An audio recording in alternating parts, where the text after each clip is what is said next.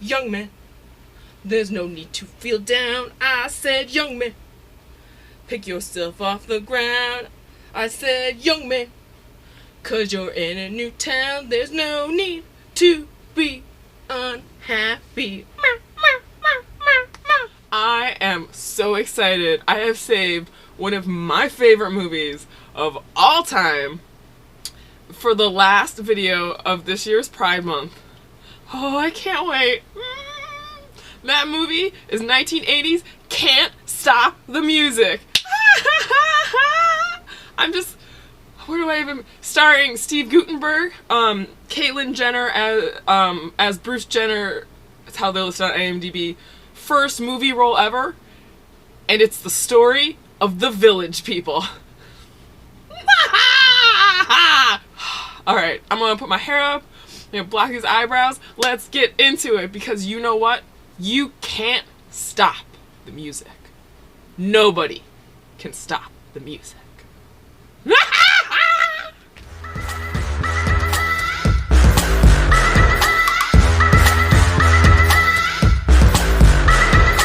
Wait. Stop. Hit him with the content warning.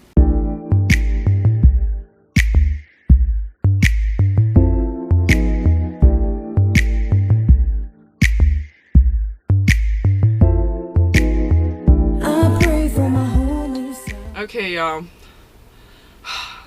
I've been saving this movie for a special occasion. So, first of all, this is the Bobbi Brown Enriched Face Base that I usually put on my face. This is the disco musical extravaganza of 1980. Wow, where to even start with this film? So, it was called the gayest non-gay film ever by its screenwriter, Bruce Vilanch, who, for those of you who are familiar, is a very famous American screenwriter. Infamous to some. I'll put a little link down about him down below. And he calls it that because the movie itself, so the actual plot line, nothing about the actual plot line is gay. Like, there are no gay characters, right? Like, the Village People are seen as objects of affection of lots of women. But, yeah. So two things before we get into all of this. Oh yeah, this is the Krylon TV paint stick, usual stuff. Just gonna smear it all over and see how it goes. Okay, so number one. So this is the introduction, the first movie role ever of one Ms. Caitlyn Jenner, who. This was made, of course, in 1980 before they transitioned. And on IMDb, it's very interesting because it's listed as Caitlyn Jenner as Bruce Jenner, and then as the role, right? Like, sort of like a thing. So what I'm gonna try to do is, like, because the character Caitlyn plays is male. So when we're talking about the character, I'm gonna use he. When we're talking about the actor, I'm gonna use she. If I do mess up and I don't catch it when I'm editing, because sometimes I do it when I'm super tired and it's late at night, please let me know, and I'm happy to go back and fix it and, you know, do the thing. But I do want to get that out of the way as far as, like, pronouns and things just going forward. And then the second thing is, so, the Village People have a lot of people in the village.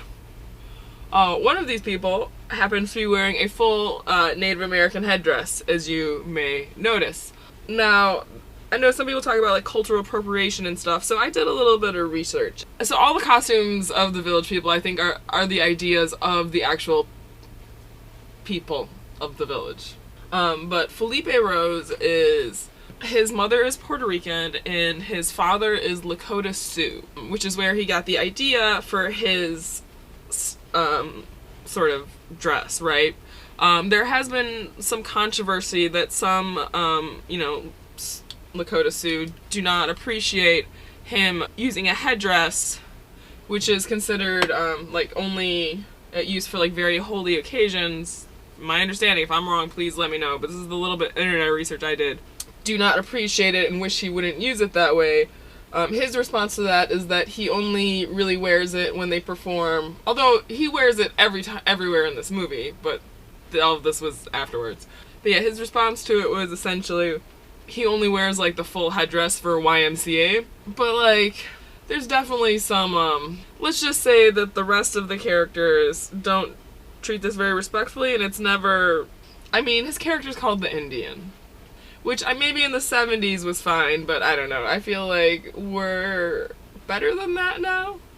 Are we though? Oh god, I don't even want to think about that. Anyway, okay, so I just want to give you a little context for how this movie was made, right? Because this is one of those movies where like the more you dig into it and the more you learn about it, like just like the fucking weirder and weirder it gets.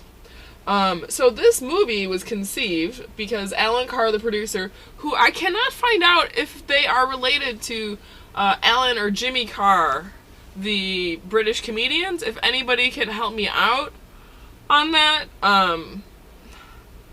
the internet is not very helpful at all. And like apparently Alan's father has the same name. I don't think it's that. Somebody could sort this out. That would be super helpful. I have no idea what's going on with the Carrs. But anyway, so producer Alan Carr saw the Village People and was like, who are these like interesting people or whatever, and like invited them over for dinner and was like, oh my god, this should be a movie. And so he hired Bruce Vilanch and his writing partner to write it with him, but then he had to go work on another show or something that he was doing. And they basically had, I think, like 2 or 3 weeks to write this entire script. And it was shot basically exactly as it was written. By the time it was released, disco was on the way out, and the Village People had basically broken up. And yeah, there's so many other weird stories about this. We'll get into more of them later, but I think right now, well, first of all, it's like a weird, smooth alien. Okay, time to contour. Usual Ben Nye hazelnut light pink, although I think I'm going to replace this with something lighter. Alright, so the movie opens. We see Steve Guttenberg. He's working inside of a record store. But yeah, the boss is telling him that he needs to stay late for inventory. He says that he can't because this is his like big chance to DJ at a club, and this is how he's gonna get discovered. Look, I don't know much about being a DJ, but anyway, so but Guttenberg insists and basically decides to quit his job because his boss asked him to stay late for inventory. And then as he leaves, he's like weirdly like gliding, and we're like, and I'm like, what's going on? Like, what kind of weird dolly shot is this? And then it widens up as he exits the store. Turns out he was on roller skates the entire time. Yeah, and then he just starts roller skating around New York, and then we get the first song, which is like the intro or whatever, and it's all about how like great New York is. And I wrote down some of it, but like all I could bear to write down is I can't even say it. New York, a city with gusto. So yeah, and he's skating all over.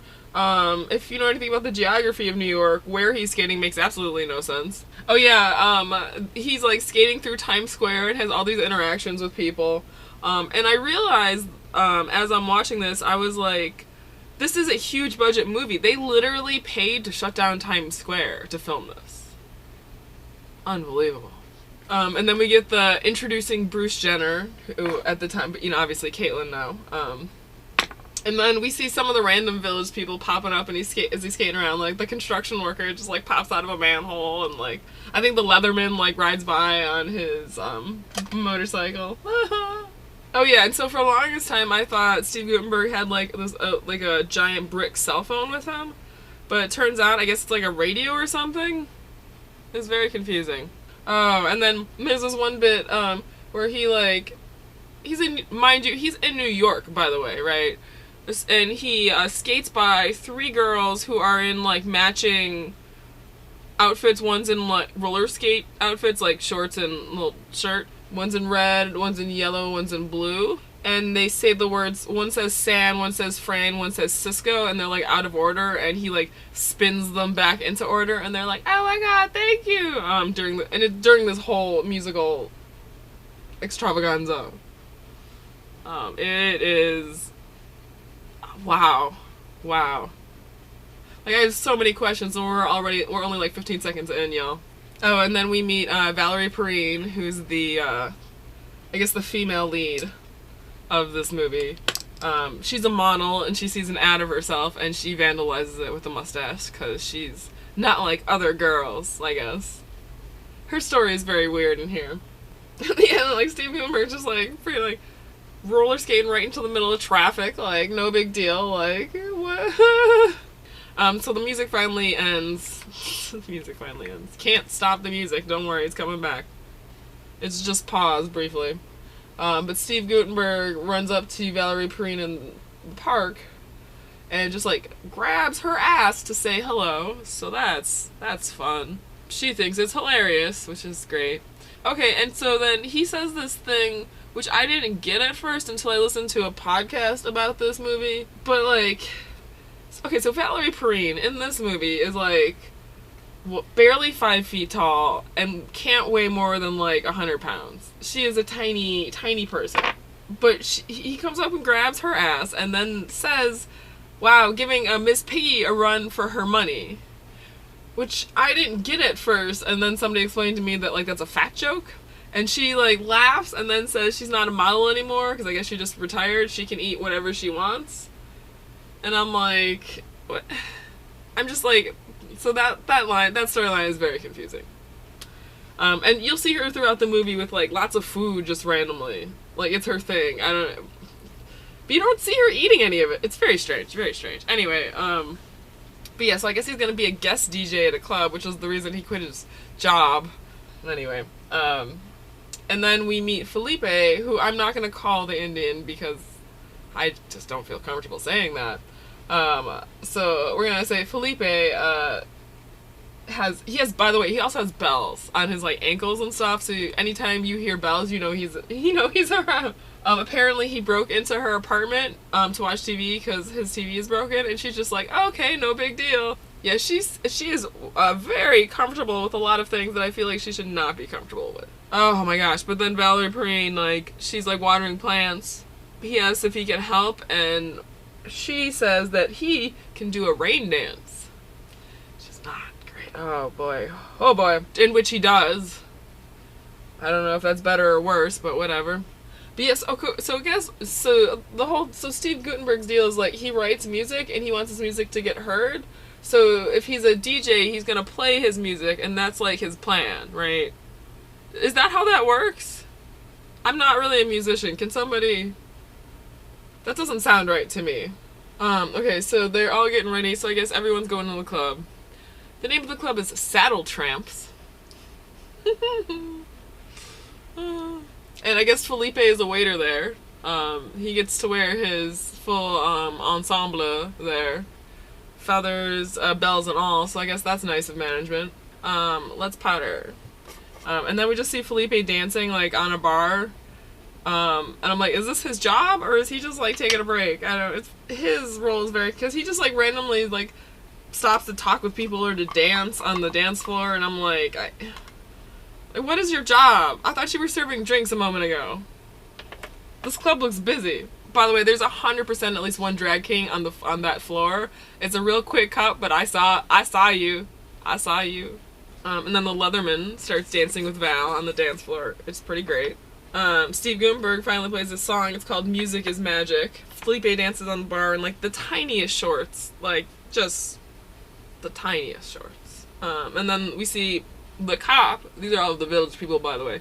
Dancing with Valerie. So Valerie... her character's name is Sam. I'm gonna keep calling her Valerie. It's just easier for me. She really likes the song, and she's like, oh yeah, we should get you a record deal. And they're like, how are we gonna do that? And she's like, oh, I, like, know people and have connections. It's, like, not a problem. Like, girl, why didn't you say something ahead of time? Apparently her ex, Sydney, is, like, the agent and, like, the head of this record company, and he's very bigwig, important person. So they're all talking about it. Valerie is, like, mostly encouraging, but then she's like, your voice sounds like a cry for help, which, like, yikes. That's mean. She needs ice cream to think, so... Yeah, there's this weird thing about her and, like, aggressively eating food all the time. So she does that, and they are talking about what to do. Felipe apparently has to get his feathers oiled, but apparently he can sing. and it's a surprise, and he sings perfectly, and it's great, and everyone's like, great, you're in the band. And then the cop, and then construction worker, and then we get this weird music video that is it's the only solo Village Person music video, and it's called I Love You to Death, and it's the construction worker essentially going around like a stylized construction set with a bunch of like lady dancers in red, and they're like aggressively tango dancing through everything. It has no place in the story. It's I think it's supposed to be like his fantasy. They're like, hey, you, hey, like he's like looking up or something. But it's like 5 minutes long.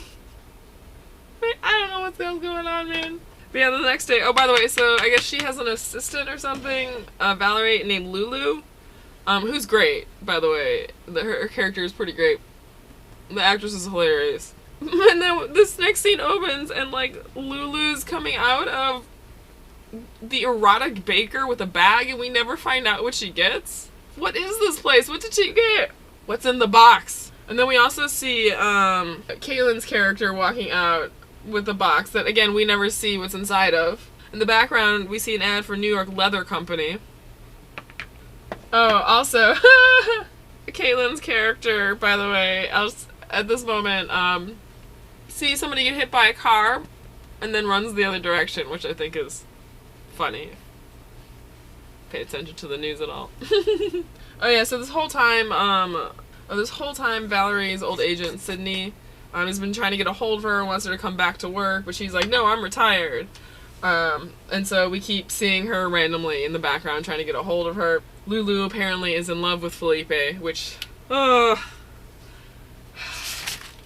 I think she's talking to like Sydney or something, but Lulu looks at Felipe and says, I'm quoting the movie, and this is really hard for me to say, I'll make up for all the indignities they suffered in Roots.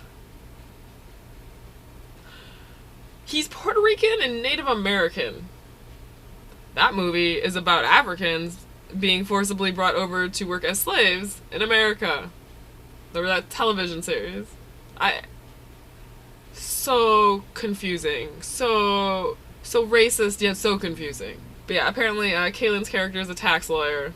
Her friend brings the cop around to sing. He sings great. It's like, you're in the group, no problem. It's like, there's no conflicts. Nobody has any problems.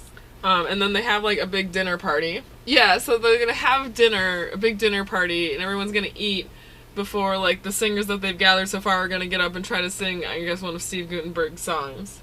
So I just put, alcohol, dairy, carbs, and tomato sauce. All the things your voice needs right before you sing. Like, literally everything you should avoid.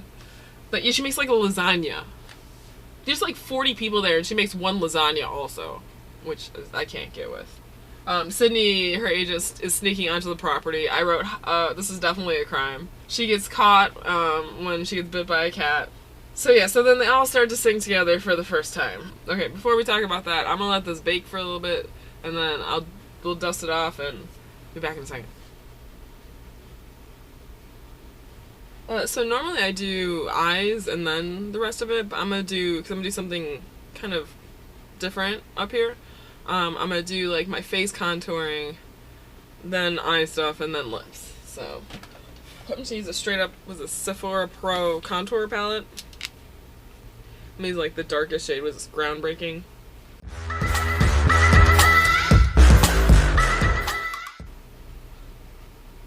For the blush, I am going to use this Kimchi Cheek Thaler blush, Mercedes R, the fuchsia one. But then we'll go back to this Bougie. They all sing together for the first time looking at the music. And guess what? It's perfect, flawless. Half the time they're not even looking at the words. Most of the time they're not looking at the words. They just memorized it already. The song is called Magic Night, by the way. It's pretty great. So yeah, apparently, Caitlyn Jenner's character, Ron, is his name, the tax lawyer. Ron is weirded out by this whole spectacle. He thinks it's quote-unquote too much, which I'm like, they're not doing anything. They're just like singing a song, dancing around. Everyone gets into it. It's like, he's upset about fun? Anyway, Ron's kind of a buzzkill. So then we cut to Steve Guttenberg. He's like on the steps of a stoop somewhere in New York. And he's just like, he's in like bright white overalls and nothing else. Just like writing songs for the village people. I don't even know, man.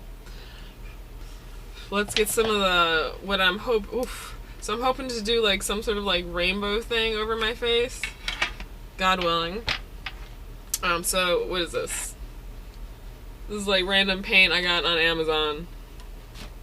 It's like oil-based paint. I'm going in with the white. Actually, first, I've got, what is this? NYX white eyeliner. I'm going to try to like trace some clouds to create like a base for where everything's going to be. So, when Bruce Blanche says like it's the most gay, non-gay movie ever, and that there's no actual gay storyline, but like, it's things like this, like, the innuendos, like, well, so this is supposed to be a crack at how Valerie Perrine eats too much, or eats junk food, but, a man says, I believe it's, Ron, says to her, anyone who can swallow 2 snowballs and a ding-dong should have no problem with pride.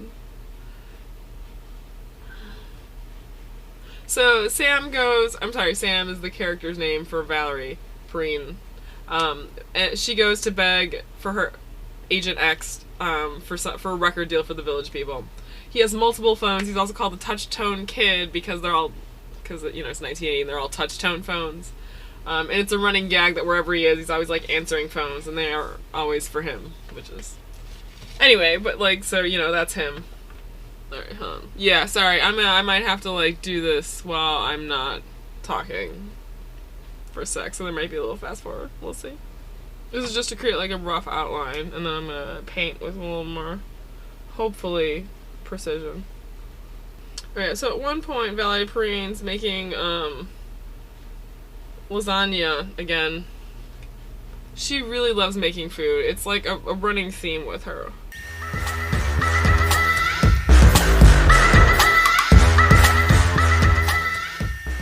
Okay, they're not perfectly symmetrical, but I think they're cute in their own way. And then I'm gonna do like a little rainbow thing, and for the rest of it, so I've got this Ben Nye palette for most of it, because weirdly this doesn't have a lot of like actual primary colors, although a lot of cool colors. But then also the purple for the end part of the rainbow. Let's see, so I'm probably gonna map out like the inside, outside, and then the middle, so that I don't like overdraw. Ooh. Oh yeah, so while she's making lasagna, she accidentally drops one of her contacts in there. And it's like 1980, so it's one of like the hard ones, and it's gonna be like a real crunch. Ron, the tax lawyer, spills the lasagna all over himself. And they strip off his pants and like all of his clothes in the kitchen. It's very weird.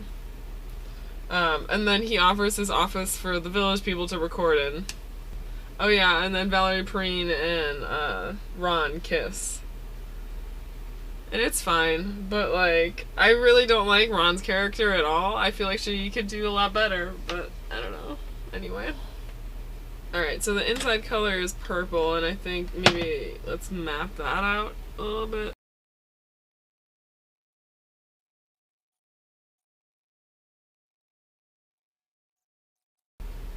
Sorry, y'all, it's hard to talk while I'm doing this part.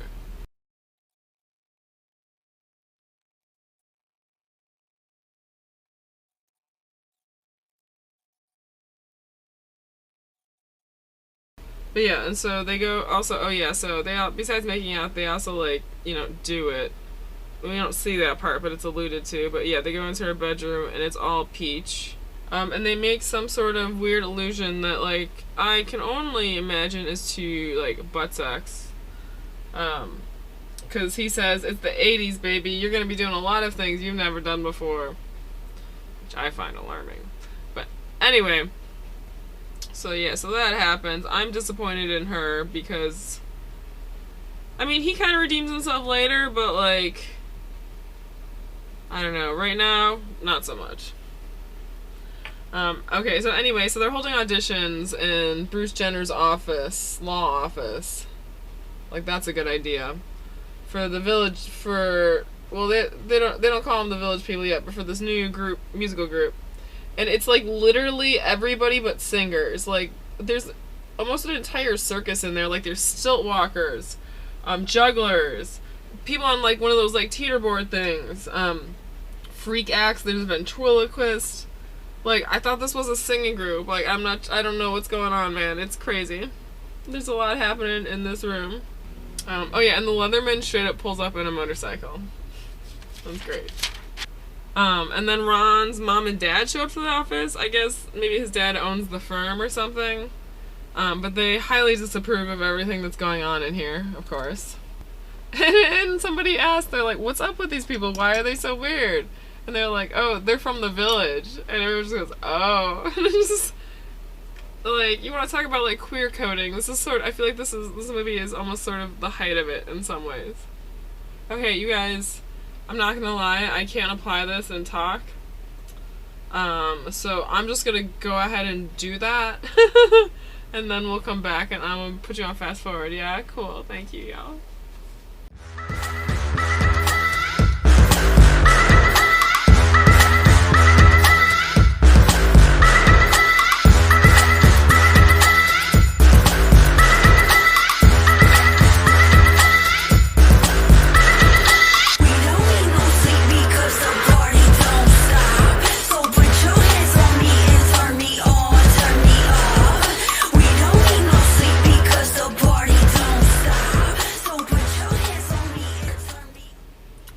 So right now the game plan is I'm gonna put in glitter to match all of the lovely rainbow colors, and then we've got some glitter to put on the clouds.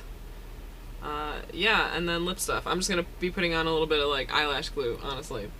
And then doing my best to do this in an order where they won't bleed into each other, God willing. Okay, back to the movie. Alright, so like everyone's auditioning. The Leatherman gets on a table, starts singing Danny Boy, does some obvious product placement with the Dr. Pepper, so that's fun. There's a dude who just stands on top of the table and starts twirling like flaming batons, and he's like, I'm James and flame's my game. There's just it's great. It's great. He sets off the sprinklers and everyone has to leave. And in the meantime, apparently Bruce Jenner quits his job there at the law firm. Apparently they've all quit their jobs and they have nowhere to go, and they're like, what are we gonna do? And guess what, you guys? If you're not sure where to go, there's a place you can go to. I hope some of you know where this is going. Hold on, my clogged up here. So my notes for this are OMG, it's the YMCA with huge letters. And then a space or two down, just oh my god.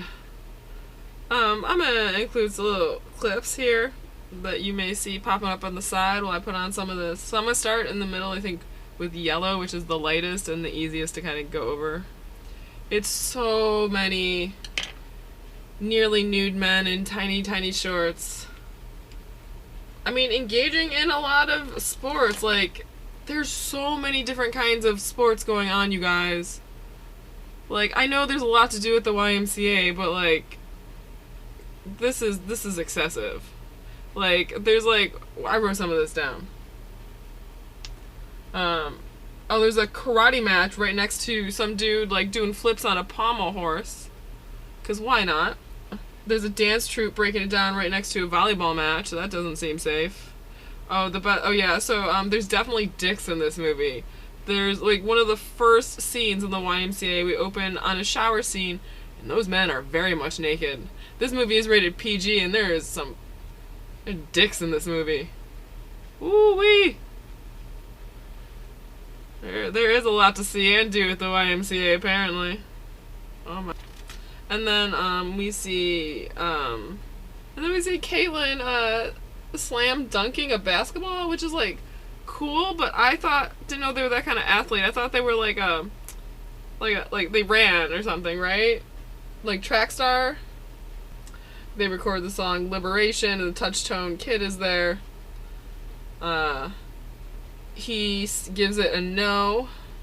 So yeah, they're back at Saddle Tramps. And then, so this whole time, Sydney, Valerie's agent, has been bothering her to do like this ad campaign for milk. And so Valerie, I guess, decides to give in and is like, yes, I'll do the campaign, but I have to do it with the village people. This next segment, sorry, we're getting on, it's near the 4th of July, so people want to blow up a little part of the world. Oh yeah, so the yellow was Lemon Bar, Trixie Mattel, the orange, what is this, Medusa's makeup? I got this at some, like, drag shop pre-pandemic. Oh gosh, okay, so you can look it up. I don't know if you can find the whole commercial online, but it's worth it. Oh man, to watch the movie just for this little segment. The song is called Milkshake. The commercial opens on Valerie Perrine getting breakfast ready. They're eating cereal. Or I don't know, she's making some kind of food. But there's a bunch of children run up, and they're all dressed like tiny village people. And she tells them to make sure to drink their milk so they'll grow up to be big and strong. And they drink milk, and then like the whole background opens into a huge Bugs Bunny Berkeley musical number where like everybody's dressed in white, including all of the village people and Valerie Perrine. It's incredibly sexual. There's so much thrusting. And the whole premise of the song is like, so it's like, do the milkshake, do the shake. And all the verses are basically like, when your kid comes home from school and they need some kind of snack, like, why not, like, make them a milkshake? Because it's got the vitamins of milk, but it's a sweet treat. And I was like, I don't feel like, yeah, they're like, you know, lunchtime, dinner time, anytime's a good time for a milkshake. And I'm like, yeah, maybe if you want diabetes, guys. But yeah, so this segment's about, like, 7 minutes long. It's so long. Were commercials this long in 1980? So, and then after we see the commercial, we get a little segment of, just ignore the fireworks, of Ron, Caitlin character, disgusted that she showed so much skin in the commercial. And then what I find, frankly, to be the best part, the most hilarious part of this entire endeavor. Alright, we're gonna go on to, we're gonna do the red on top now. This is just like some Ben Nye face glitter. Apparently, Milk saw the commercial and refused, which means they shot that entire commercial on spec. Like, they just, like, used their own money to put it together because, like, Milk wasn't funding it if they didn't approve it. Like, I can't even. But it, like, filmed to completion. And if you look at the production value on that commercial, if you go watch that they spent a lot of freaking money, you guys. Just on that musical number alone. Oh, it's amazing. It's so amazing. So then Ron's mom, who is like, you know, he's the tax lawyer or whatever, she goes up and asks if they can perform at one of her fundraising parties, because apparently she throws like $1,000 fundraising parties all the time, and with like huge audiences. So they, and meanwhile, on like what's his face's the Touch-Tone Kids private plane, Steve Guttenberg and his mom are trying to like charm him. Well, Steve Guttenberg's failing, but Steve Guttenberg's mom brings a bunch of Jewish deli food, and apparently that is the key to his heart. And then he's like, okay, well, talk to me, I'm listening now. So we come to the big performance at the end here, and then backstage we get the village people getting ready, and like, one of my favorite parts, you see the Leatherman like punching a wall and going, Leatherman, don't get nervous. And before they go out, Steve Guttenberg, the songwriter for the group, gives them his words of advice. And not even words of advice, but just says this statement. He looks at them all and goes, we are a group. Okay, everyone, let's go on stage. So every single one of them makes a major entrance. So the first two come out of like places that are sort of representative, I guess, of their characters, if you will. The cowboy, The cowboy comes out of a saloon, fires his little rhinestone guns. He's fabulous. I love him. Randy Jones. There's some great interviews with him online. And then Felipe comes out of a teepee. That's something to think about. But then the Leatherman and the cop both come on stage at the same time, both on motorcycles, and they like cross each other. The stage is like massive. It's huge. It's oh Jesus. And then the army dude comes out in a Humvee on stage. It just drives it to the side, and there's still plenty of room for them to perform at the end. And then the construction worker comes on like a giant tractor or riding mower. It's amazing and quite insane. So much thrusting, so many rhinestones. Felipe is definitely wearing body glitter, 100%. There's like so many close-ups on Felipe like thrusting, and he's wearing not much. Okay, so for the green glitter, I'm using Trixie Mattel Live in the Present. It's like a Christmas glitter. And yeah, so they sing the title song of the movie, You Can't Stop the Music. Nobody can stop the music. It's incredible. And then soon, basically everybody that you've seen in the movie, all of the extras, secondary characters, everybody starts coming on stage to join them to dance. And it's just basically now like a giant dance party. At the stage, there's like 100 people on stage and like a Humvee and motorcycles. No problem. The stage is massive. But yeah, and then at the end, and then now it starts raining glitter by the last chorus. It's almost like sleeting. Woo! It's basically like sleeting glitter. Like, it's coming down so hard. Like, I took some pictures, and you can't even see. It's just a sheets of glitter coming down. That can't be good for your lungs. Get glitter lung that way. Oh man. And like the cop is definitely singing like 90% of these songs for sure. And my final thoughts on this are, wow, what a gay, racially insensitive ride. First of all, let's start with, like, who are the village people, right? First, we have the policeman, who does the majority of the singing, Ray Simpson. The construction worker, David Hodo. We're just gonna go Felipe with all his native apparel. The cowboy is Randy Jones, who is a delight in interviews. And oh my gosh, the Leatherman, who I think is my favorite, Glenn Hughes. And then the GI, Alex Briley. You just ignore those fireworks. This movie is PG, but there's definitely dicks and boobs in it. So, something for everyone. Unless you're asexual, then don't worry about it. Originally, Olivia Newton-John was supposed to play the role that Valerie Perrine plays, but she decided to drop it so that she could, star in Xanadu. If you'll remember, the roller skating disco extravaganza. Which is funny because, so, I don't know how many of you are familiar with the Razzies, or the Golden Raspberry Awards. But the creator of this got the idea to start the Razzies after seeing a double feature with both Can't Stop the Music and Xanadu. Came out of that theater and was like, I have an idea. And Xanadu and Can't Stop the Music were some of the first movies to win Golden Raspberry Awards for worst movies.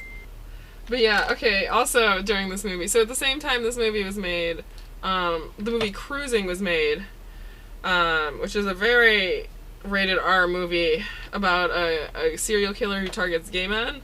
And at the time was getting a lot of protests from like gay rights activists because of the negative depiction of gay people in that movie. There's a lot of buttholes in that movie. A lot of buttholes. And so every once in a while, and since they were filming very close to each other in New York, every once in a while, the protesters who would come to protest Cruising would accidentally shut down the set of Can't Stop the Music, because they didn't realize, because they picked the wrong gay film. Yeah, it's pretty funny. This poor little like disco musical.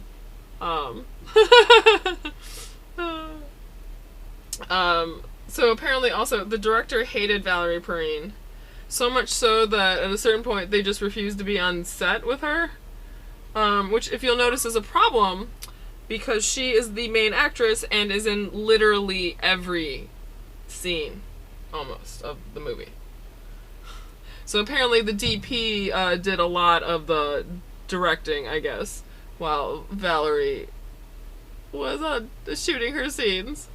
So Baskin Robbins had a tie-in, a special ice cream just for the movie. It was called, and I'm not making this up, Can't Stop the Nuts. It's just, this movie is insane. I'm gonna put a bunch of clips down below if you want to see more. If you want to find out more information, like some of the stories I've talked about and then some others, and the outtakes clip that I'm gonna link is really great. Also, if you listen to the podcast How Did This Get Made, they have a fantastic episode where they talk about it. But I highly recommend you watch it, truly.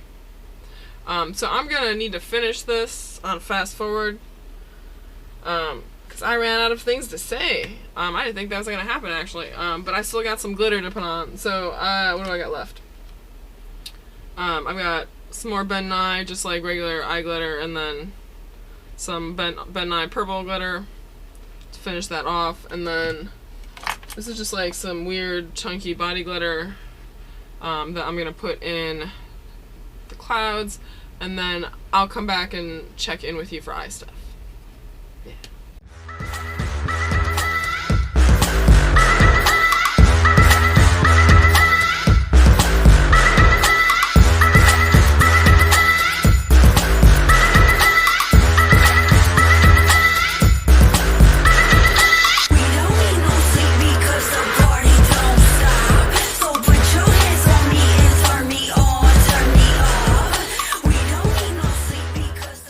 Crown Fuego lip pencil, just like a red lip pencil. It's like an Yves Saint Laurent voluptuous shine thing. I'm just gonna throw some red glitter over it. Yeah. See you in a minute.